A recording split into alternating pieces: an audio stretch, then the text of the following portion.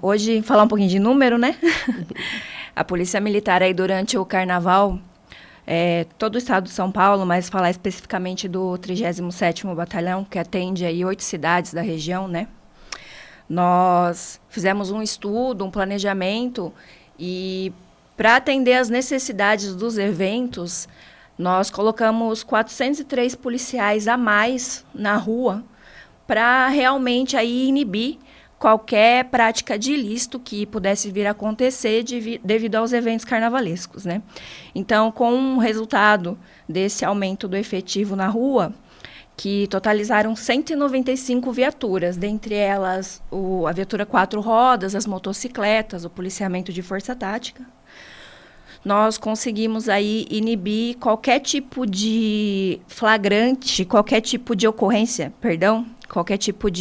relacionada especificamente ao carnaval, né? Nós tivemos ao todo aí 6 pessoas presas em flagrante, dentre crimes diversos. Um deles foi a apreensão de uma arma de fogo. Tivemos flagrante de crime de tráfico, flagrante, como sempre, de crime de trânsito, né? Que em Rio Claro é bem recorrente, a gente já conversou sobre isso aqui. Receptação e 7 indivíduos procurados capturados. Diretamente relacionado ao carnaval, não houve nenhum registro de boletim de ocorrência. Então, nós podemos ver aí que esse planejamento teve sucesso, porque devido às festas, não teve nenhum crime cometido. Se teve, ainda não houve o registro, né? Mas até então não apareceu nenhum registro de boletim de ocorrência relacionado às festas nessas 8 cidades que o 37 policia. E tivemos muita movimentação, né, Tenente? Que nem no caso de Rio Claro, além do desfile das escolas de samba, nós tivemos aí vários blocos circulando pela cidade, eventos em clubes, né, em casas noturnas, até mesmo nos bares, restaurantes. A gente sabe que há um aumento da movimentação, o tempo ajudou, estava quente, as pessoas foram para as ruas realmente. Então esse é um balanço positivo em relação à segurança durante a festa. Sim, é um balanço ótimo, porque foram 5... Eu vou colocar 5 dias, né? Porque tiveram as matinês também. Foram 5 dias aí de eventos, de festividades.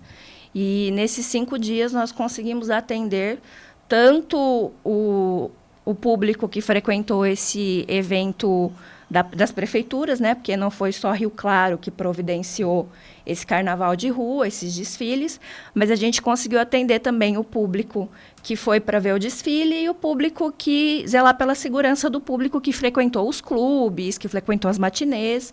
Então, é um balanço bem positivo aí se a gente for comparar as estatísticas gerais.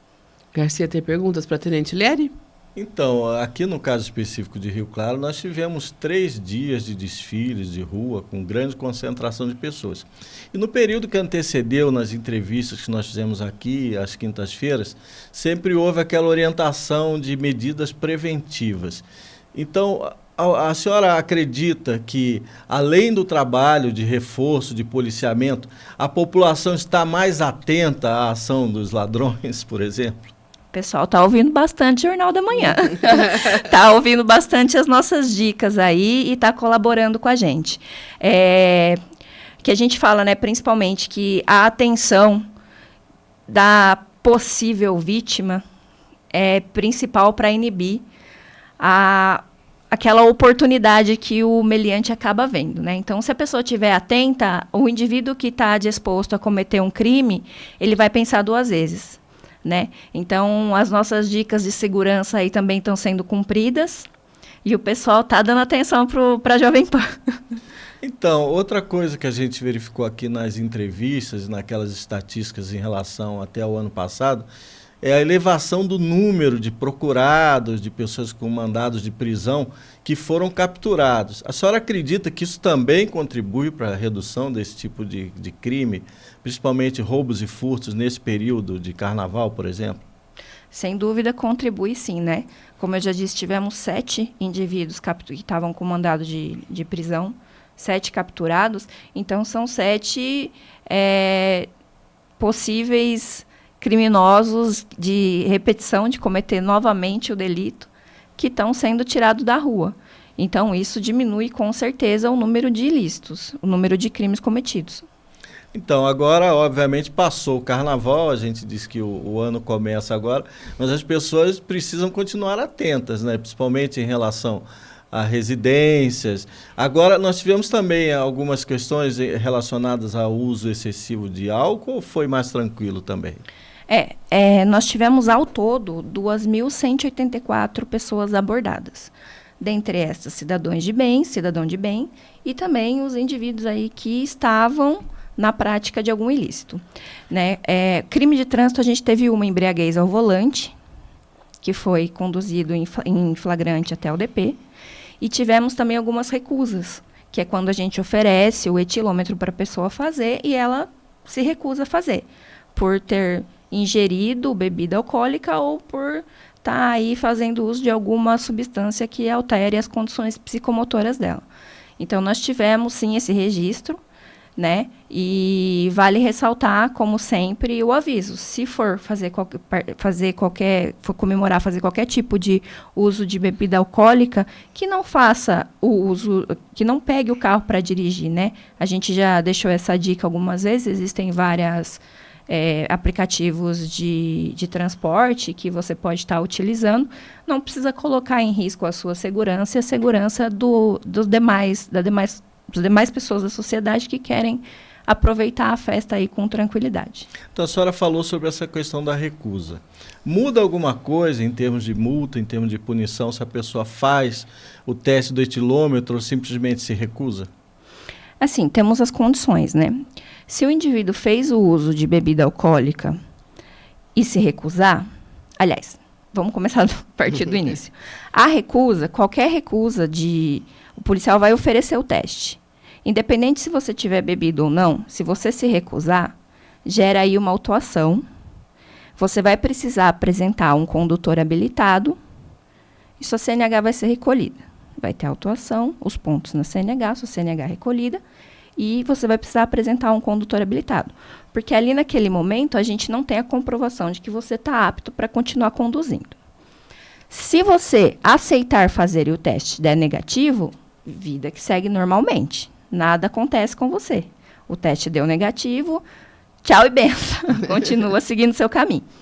Agora, se você fez uso de bebida alcoólica e fizer o teste, dando ele positivo, você pode acarretar num crime de trânsito, né, pelo percentual, ou crime ou a infração, dependendo do nível alcoólico que tiver dado ali o aparelho. Então, você pode ser conduzido ou para a delegacia ou simplesmente receber a autuação. Então, de qualquer jeito, o motorista que ingeriu álcool, ele vai ser penalizado, né? De uma forma ou de outra, mesmo que ele se recuse, ele vai ser penalizado. Sim, ele vai ser penalizado. Aí a gente aconselha a pessoa que não ingeriu realmente não ter medo do teste, porque se você não fez uso de nenhum tipo de bebida alcoólica, não vai constar, então é uma autuação a menos aí que você não vai correr o risco de receber, né? Então, não bebeu, não precisa ter medo de fazer o teste. Muito bem. Questões relacionadas a barulho. Vocês receberam muitos chamados? Porque a gente sabe que o carnaval ele se caracteriza, né? Tem música alta, tem som, e nem sempre há uma compreensão, né? Acabam acontecendo alguns conflitos. Vocês receberam chamadas nesse sentido também? Sim, nós sempre, independente da época do ano, a gente costuma receber bastante esse chamado, né? Que para a gente cai como perturbação do sossego. E a gente percebe que a pessoa que reclama, ela não costuma fazer o contato com a viatura. É sempre uma ligação anônima. Mesmo assim, nós vamos e verificamos a situação pelo local, se realmente há esse som alto, geralmente é veículo com caixa de som, ou a residência que está com uma caixa com som alto, né? Festas também, muitas vezes. E mesmo assim nós atendemos. Só que para dar andamento nesse registro, para realmente dar uma solução para o problema, a pessoa que está reclamando, a gente orienta a fazer contato com a viatura, com a equipe policial que for atender. Porque fica mais fácil da gente conseguir identificar quem é o autor, né? Quem está aí atrapalhando o sossego público e dar destino a essa ocorrência. Porque muitas vezes a pessoa liga, não se identifica, a viatura passa procurando pelo local e é de praxe o indivíduo que está que sabe que está com o som alto, que sabe que está incomodando, ele vai ver a viatura, ele vai diminuir. A viatura passando, ele vai erguer o som de novo. Então, se a pessoa que está incomodada ligar e fizer contato com a viatura no local, fica mais fácil da gente resolver o problema. Mas é um chamado bem comum, independente da época do ano. Às vezes as pessoas têm receio, né, que o vizinho vá descobrir e fique sabendo que foi ele que fez a denúncia. Sim, é inevitável, na verdade, né? Se você quer resolver o problema, você vai ter que identificar o autor do problema e identificar o reclamante, senão você não consegue 100% sanar aquele problema, aquela demanda. E acontece bastante, né? A gente recebe também aqui, tanto na rádio como no jornal, muitas queixas sobre barulho aqui na cidade. Não, independentemente de ser carnaval ou não, né, Tenente? Não é só aqui em Rio Claro, não é exclusivo da cidade. São chamadas que, por todo o estado de São Paulo, são bem comuns. Agora, ainda em relação a isso, o que a senhora orienta? Por exemplo, se for uma pessoa mais conhecida, tentar um contato primeiro com a pessoa, obviamente não chegar chutando porta, né? Ou já entrar em contato com a polícia? Se você tiver um bom relacionamento com o seu vizinho, com a pessoa que tiver com o som alto, não custa nada você tentar conversar num primeiro momento. Se você vê que a sua solicitação não foi atendida com boa vontade, nós estamos à disposição para atender, sim. Pode ligar 190 que a gente vai estar lá e vai tentar, da melhor forma possível, resolver o problema.